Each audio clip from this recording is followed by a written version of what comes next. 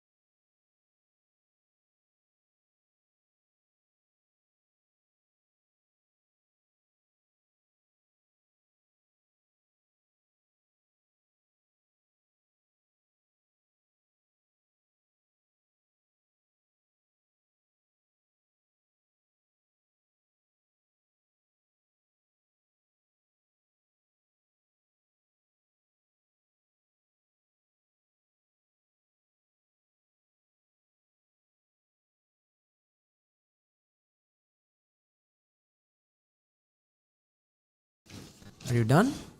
Yes. Okay. Remember, you have 1 or 2 minutes for this, so don't worry if I stop you. I'll tell you when the time is up. Would you like to start now? Yes. Okay. Recently, I've been trying to implement the practices of mindfulness in every aspect of my life. But if I have to talk about a particular time when I was fully present or engaged in a moment, I would like to describe my graduation ceremony that I attended. I have recently graduated from University Technology Malaysia with a degree in engineering in electrical electronics. I visited Malaysia last year during November to attend the ceremony. It was a very special trip because I was visiting there as a student for one last time, and all the amazing memories of the past 4 years would flash in front of my eyes. However, during the ceremony, while the students were in that graduation attire, celebrating their achievements and clicking pictures with their family and closed ones, I just wanted to be fully present in that moment, wearing that robe and hat, identifying just as a UTM bachelor student for one last time. I stopped thinking about the past, the future, and focused completely on feeling all the emotions rushing through my heart, all the sadness, happiness, nostalgia, excitement, all of it. It was an amazing experience for me. If I have to talk about how it made me feel, even while I'm describing the moment right now, I have got goosebumps because the memory is so fresh and alive, maybe because I was so mentally present in that moment. Thank you. I'm going to ask you some follow-up questions. Why did you decide to try mindfulness or meditation during that particular time? I think for every person, their student life is a very special part of their life, especially the university. Right. So since that was my last day as a bachelor student of UTM, I just wanted to be fully conscious of that instant. Did you face any challenges or distractions while practicing mindfulness or meditation? I didn't face many challenges during the particular time I described about, but I do face a lot of hardships when I'm trying to be mindful in other situations, and in those times I try to relax, sit back and take some deep breaths and restart the task that I'm doing. Great. How has your practice of mindfulness or meditation influenced other aspects of your life? It surely has helped me a lot with my attention span. I can concentrate more and properly on any task now. It has also helped me with my anxiety. I'm a very anxious and an impatient person. So whenever I'm in hard situations or difficult situations, I better deal with them due to these practices. Great. Thank you. This is the end of part 2. May I have the pencil and the paper? Sure. Thank you very much.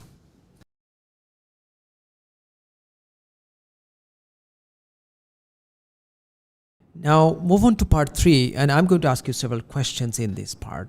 How can mindfulness and meditation help individuals in managing stress and anxiety?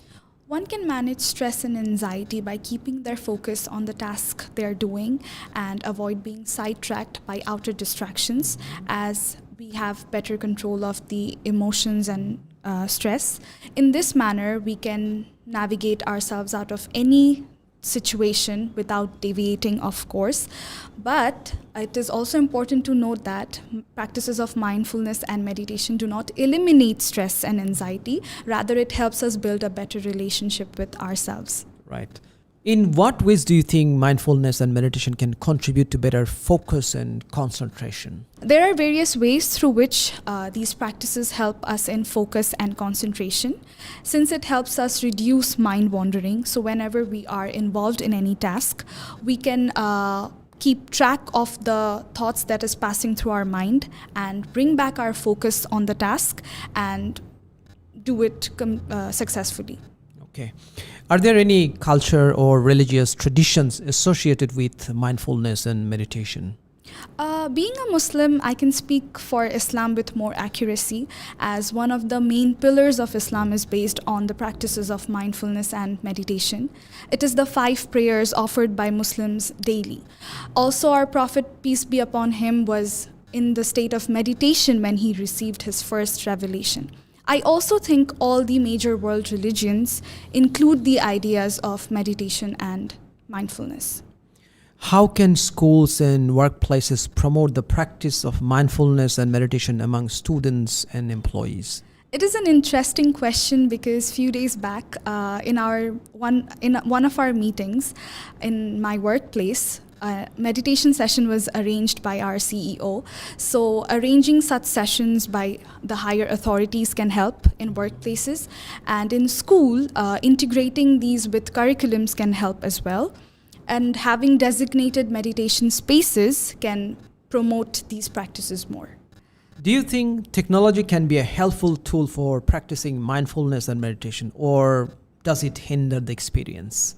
I think the attention span and patience of people is decreasing day by day with the technological advancement. Right. People are more interested in short-term contents like shorts, reels, and small duration videos rather than long-term contents. If we look deeply into this matter, we can see that they are more anxious about every situation and everything. So I think even with the purpose of betterment, technology is somehow having a bad and negative impact on the society. How can mindfulness and meditation support overall mental health and well-being?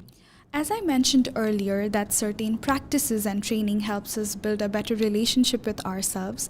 So being aware of the surrounding, of all the thoughts and feelings crossing our mind is what being mindful is. And by meditation, we try to attain the state of being mindful. So by practicing these methods, we have a better control of our emotions and thoughts, and as a result, we can navigate ourselves out of any hardship.